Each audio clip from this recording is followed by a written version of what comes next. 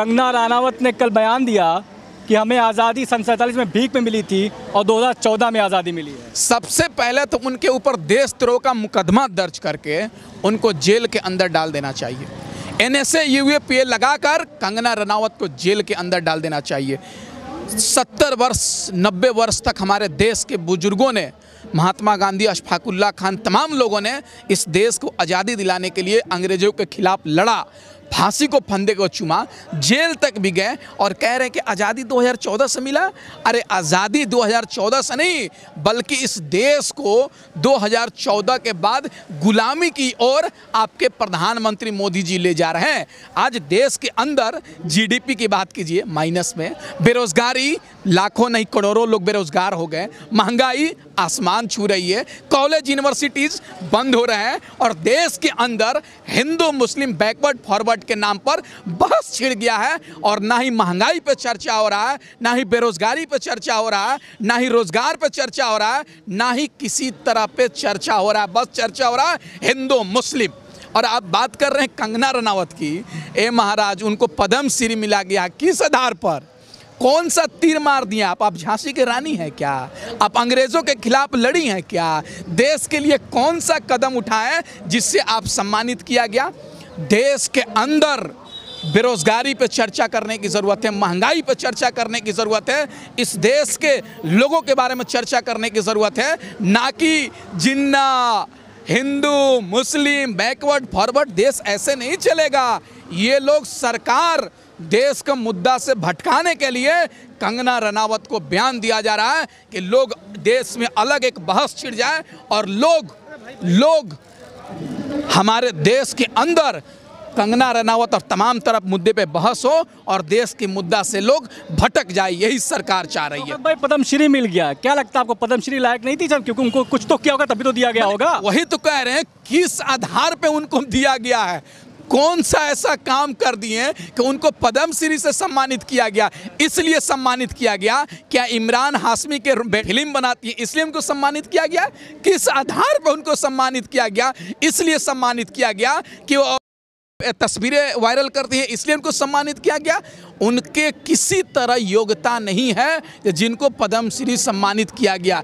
कंगना का अंगना टूट जाता है तो भाई पलक सुरक्षा मिल जाता है, लेकिन इस देश की बहन बेटियों के साथ बलात्कार किया जा रहा है, उनके बारे में आप क्यों नहीं सोच रहे हैं? देश की बेटी SSC GD की बात करें, चाहे तमाम तरह की बात करें, बहन अपनी ज्वाइनिंग लेटर के लिए, नियुक्ति पत्र के लिए सड़क पर बैठी हुई है। इसके बारे में प्रधानमंत्री जी आप चर्चा नहीं करेंगे क्या? SSC के बच्चे, चाहे MTS की बच्चे, चाहे ग्रुप D के बच्चे, देश के अंदर बच्चे बेरोजगारी से मार झेल रहे हैं, लेकिन सरकार इस पे चर्चा करने के सिवाय बस हिंदू मुस्लिम बैकवर्ड फॉरवर्ड के नाम पर। बीजेपी ABP की नेता, BJP प्रवक्ता ने कहा कि आज़ादी 99 साल के लीज पे मिली है, अभी आज़ाद नहीं है देश। वही तो कह रहे हैं हम कि 3 चीज़ों पर आप कभी भरोसा नहीं कर सकते हैं: अंधभक्तों के ज्ञान पे, मोदी जी के पतंजलि के सम्मान पर, और मोदी जी के जुबान पर, और बीजेपी के नेताओं पे ज्ञान पर। ये कुछ भी बोल देंगे। 2014 से पहले यही लोग महंगाई को डायन कहते थे, लेकिन 2014 के बाद महंगाई इनके लिए डार्लिंग बन चुकी है। और ये भारतीय जनता पार्टी के नेत्री हैं ABP की, कह रही है कि 99 वर्ष के लीज पर हमको संविधान मिला। अरे भाई, संविधान थोड़ा सा पढ़ लिया करो। तुम तो RSS कार्यालय में जाकर मनुस्मृति पढ़ती हो तो तुमको किस चीज़ का नॉलेज होगा?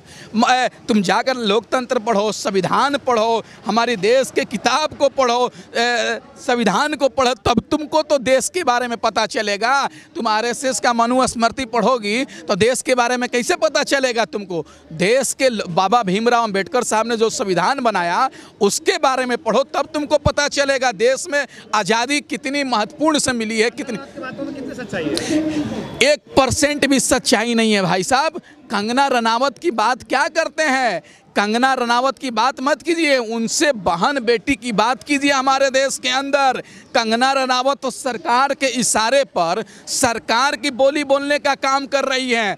यही 2014 से पहले जब बेरोजगारी बढ़ता था, 1 रुपये पेट्रोल डीजल पे दाम बढ़ता था, तो ये लोग ट्वीट किया करते हैं, लेकिन आज एक शब्द इनको नहीं निकल रहा है। सरकार की गुलामी कर रहे हैं, सरकार के इशारे पे काम कर रहे हैं।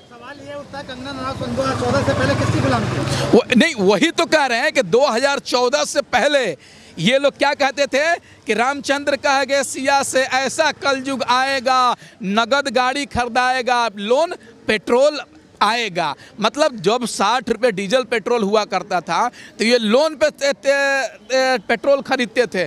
आज 100 रुपये पार कर गया, एक शब्द नहीं बोल रहे हैं। बेरोजगारी का आंकड़ा, भारत का, हमारे देश का आंकड़ा आज़ादी के बाद सबसे ज़्यादा बड़ा है, इसके बारे में कोई ट्वीट नहीं। कंगना रनावत किसकी गुलाम थी 2014 से पहले? 2014 से पहले सरकार की गुलाम थी।